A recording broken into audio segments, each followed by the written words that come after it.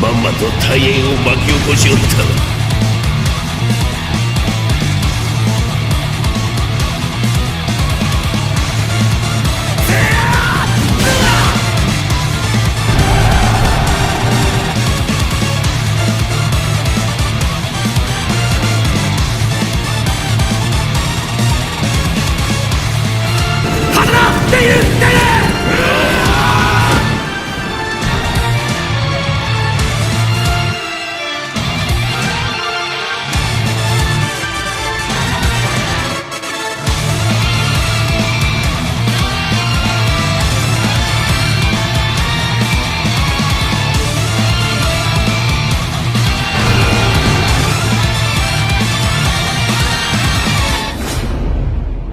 Honneur à vous les gars, j'espère que vous allez bien et bienvenue sur Fumigène H, live réaction plus review du chapitre 800 de Kingdom les gars. C'est le chapitre 800 donc on s'attend tous à quelque chose d'extraordinaire. Ok les frérots, est-ce qu'il va y avoir tout de suite une explication sur le prochain arc de Kingdom? Parce que bah forcément ça va très vite, Kingdom, les guerres s'enchaînent très vite. Est-ce qu'on va avoir aussi les conséquences? Parce que ça serait intéressant d'avoir les conséquences de la défaite de Qin. Moi ce que j'aimerais bien voir dans ce chapitre 800, c'est peut-être une réaction des autres états, la réaction de Shu, de Wei. Est-ce que eux ils vont en profiter pour attaquer? Je l'ai sorti dans ma review, Sharingan en action bien évidemment. Qu'est-ce qui va se passer dans ce chapitre 800? Eh bien écoutez les frérots, on va très vite le savoir.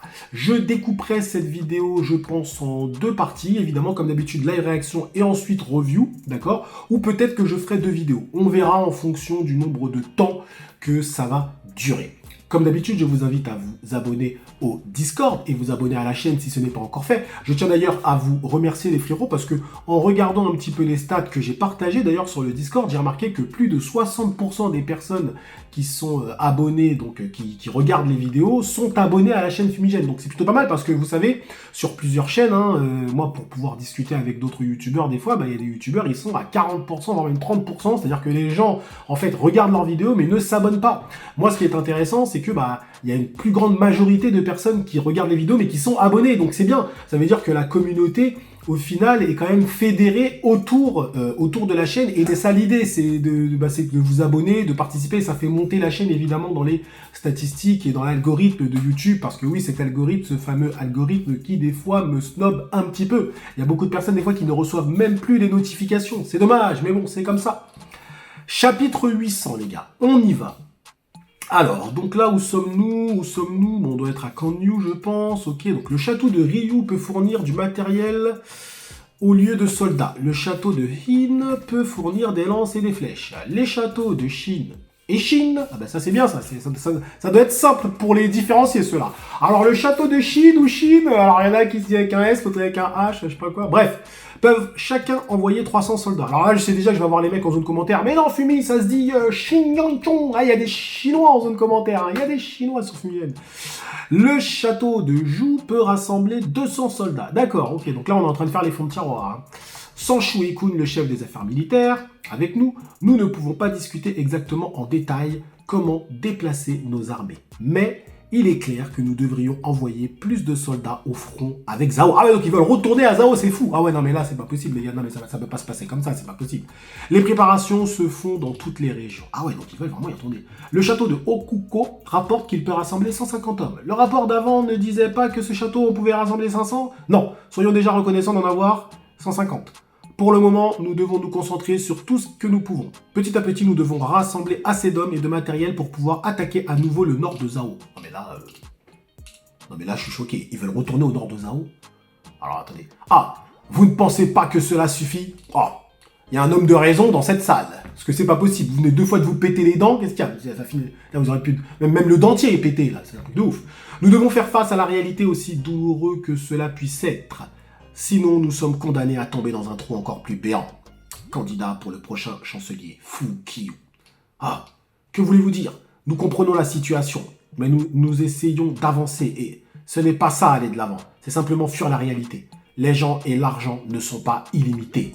C'est bien de mettre un peu de pragmatisme dans cette histoire. Si nous combinons les batailles de Guyan et de Hango, nous avons mobilisé 300 000 hommes pour des opérations infructueuses, sans absolument rien à en tirer. Nous parlons d'assez de fournitures et de salaires pour 300 000 hommes. L'argent que nous avons perdu est plus que suffisant pour ébranler les caisses du pays. Bah oui, bah tu m'étonnes, bah oui, je suis d'accord. Sans mentionner le fait que le matériel et les salaires ne sont pas les seules choses sur lesquelles nous avons dépensé de l'argent. Exact.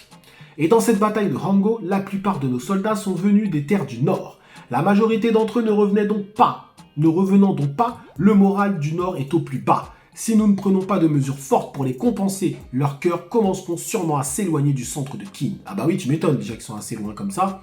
Nous devons donc dépenser encore plus d'argent pour mettre les choses en ordre. Bah oui, attends, ils ont été en guerre pour toi, ils se sont fait fumer et tu vas pas leur donner d'argent. Non mais bon, alors faut arrêter hein. C'est comme ça que la guerre fonctionne. Non, Fukiyu a raison. Rishi. Pour aggraver les choses, notre alliance de 3 ans avec Wei est sur le point de prendre fin. Exact. Ah, je l'ai dit hein.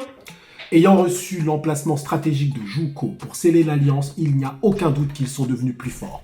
Il est tout à fait possible que dès la fin de l'alliance, Wei utilise immédiatement Juko comme base pour nous envahir. Ah, ça peut... Attention, bon après Wei, généralement quand ils arrivent, ils se pètent souvent les dents. Mais bref, il a pas tort, il a pas tort. Il y a aussi des rapports à propos de Shu qui auraient commencé les préparations pour aller au nord. Oh lolo, donc là ça s'est renforcé. Donc eux, ils se sont renforcés militairement.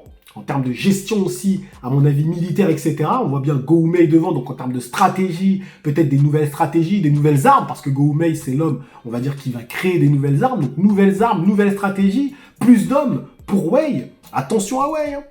C'est logique d'attaquer un pays faible à la suite de 2 défaites récentes, et le principe même de la guerre des États. Alors ça veut dire que pour le moment, nous aurons les mains pleines, rien que pour nous défendre. D'accord, donc il va y avoir une partie défense. Il va y avoir un moment défense, ça c'est clair, je pense. Ils vont se faire attaquer, je pense. Ok. Même cela sera difficile. Après tout, nous venons de perdre 200 000 hommes. Ouais, mais bon, toi, tu veux être chancelier ou pas? Parce que ça suffit, hein.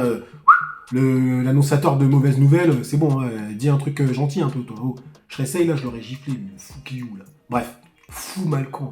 Fous-moi le camp, voilà. Ce n'est plus le moment de parler d'idéaux.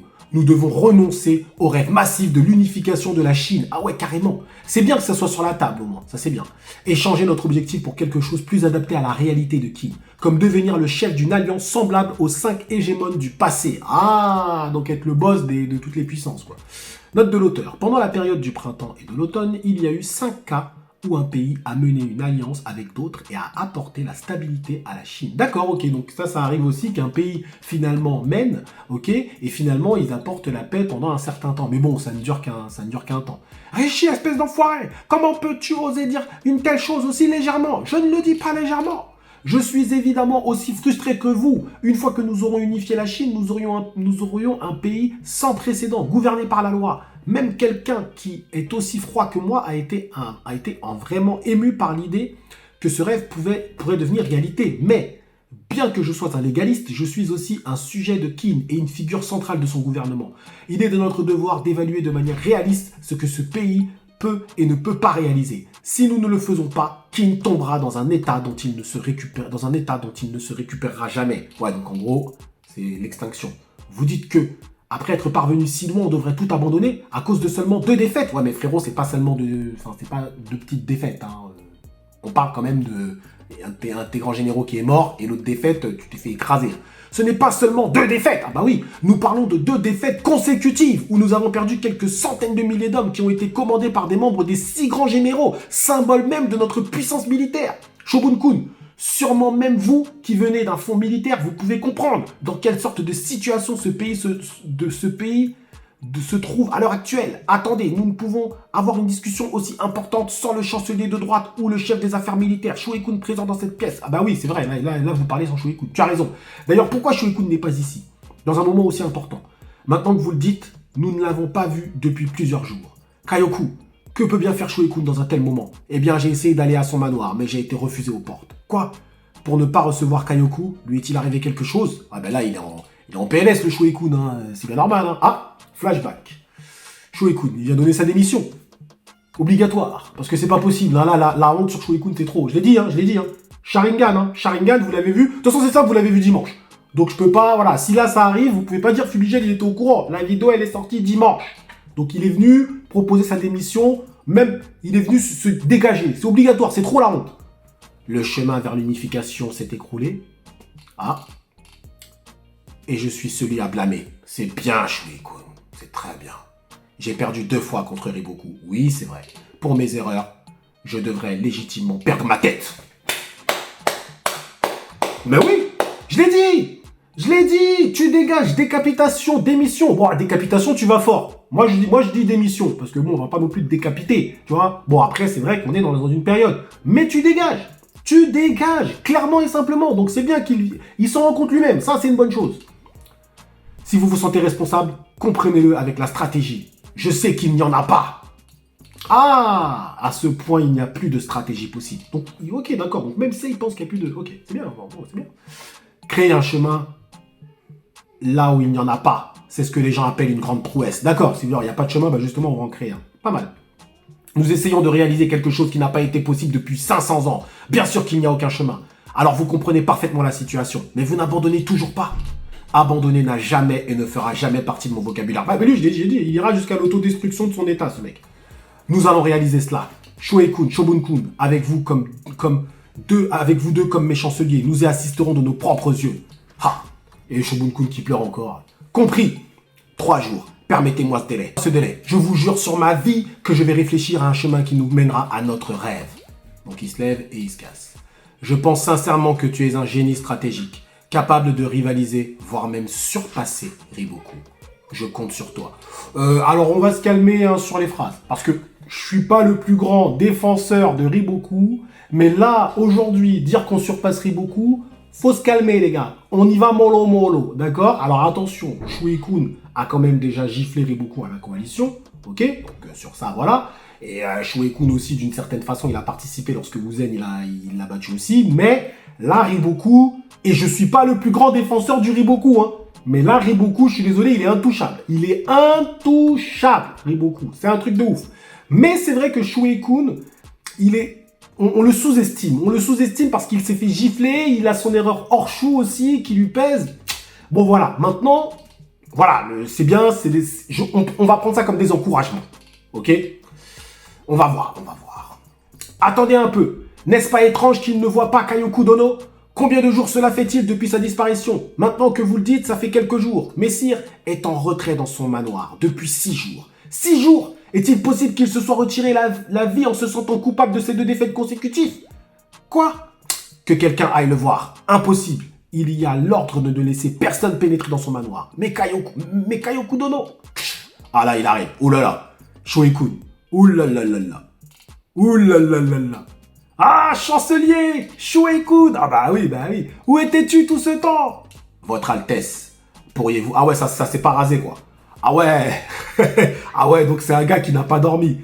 Pourriez-vous vider la salle? Très bien. Hormis Shobun-kun, tout le monde dehors. Compris? Ok.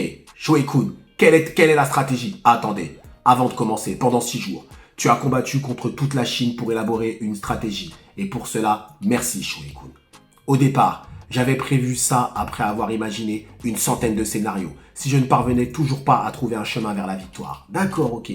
J'avais prévu de m'ôter la vie. Alors j'ai laissé une lame à mes côtés. Ok. Donc le gars, en gros, il s'est dit, je vais essayer une stratégie, mais je laisse une lame. C'est-à-dire si j'y arrive pas, clac. Ah ouais, ok. Donc, Shuei-kun, honneur à lui. Moi, j'aime bien voir ça, parce qu'en fait, on n'en parlait pas. J'aime bien voir ça. Et l'un après l'autre, chacun de mes scénarios finissait en ruine. Alors j'ai tendu ma main vers la lame. Oui. Mais je me suis arrêté. Pas parce que j'avais peur de la mort, mais qu'à ce moment, je me suis rappelé des mots de votre Altesse disant que j'étais au-dessus de Riboku. Oh là là là là là là. Donc là, on veut surpasser Riboku. Bah oui, ça veut dire, en gros, ce que tu vas devoir pondre, c'est un truc qui doit surpasser Riboku. Donc si Shuei-kun surpasse Riboku, il devient officiellement le plus grand stratège de toute la Chine. Parce que là, il ne l'est pas. Il est égalité ou en dessous de Riboku, mais il n'est pas au-dessus, ça c'est clair. Et franchement, égalité, non, il est en dessous.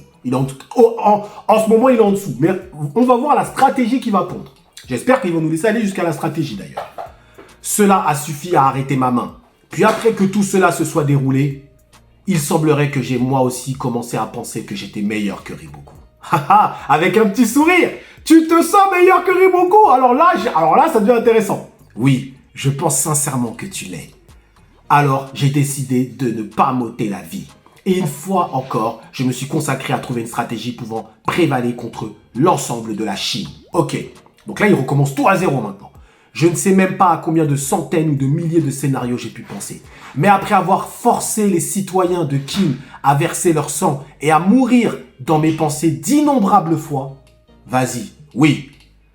Si nous pouvons construire 3 piliers, alors je pense qu'il est possible pour Qin de retourner à nouveau sur le chemin de l'unification. Ouh là là là là.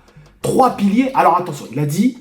Si nous pouvons construire 3 piliers, on pourra retourner sur le chemin de l'unification. Ça veut dire que la construction des 3 piliers génère le fait qu'ils vont rester en mode défense et ils ne vont pas poursuivre l'unification tout de suite, au moins avant d'avoir construit ces 3 piliers. Très intéressant, grosse info. 3 piliers, 3 réformes militaires qui vont impliquer l'ensemble du pays. Réforme militaire, Shue-kun, quelle est la première? Oui, la première est d'inscrire chaque citoyen de Qin dans un registre de famille. Quoi? Un registre de famille? C'est quoi ça? Un livret de famille, quoi? Oh là là là là là là, il y a du lourd, il y a du lourd, il y a du lourd! Ouais. Je fais pas le mode review tout de suite, je m'arrête pour le live réaction. Si vous voulez connaître la suite de mon avis, donc là ça va être l'instant review, je vais diviser en 2 vidéos très clairement, parce que là, il y a de la théorie à faire. Je vais prendre des notes, je vais relire le chapitre là, et je vais vous faire une petite review. Elle sortira pas tout de suite, elle sortira un petit peu après, mais là, Shue-kun sama. Alors, est-ce que le chapitre est bon par contre? Je vais pas non plus mentir. Alors attention, le chapitre laisse présager quelque chose de bon. Mais le chapitre, dire qu'il est bon, ça serait mentir. On est sur un chapitre correct. Mais je ne vais pas continuer plus longtemps. Je vais relire, je vais prendre des notes et je vais faire ma petite review, les frérots. Merci à vous d'avoir suivi cette petite vidéo live réaction jusqu'au bout. Prenez soin de vous. Et que le dans cette avec Shue-kun qui est pas rasé depuis 6 jours.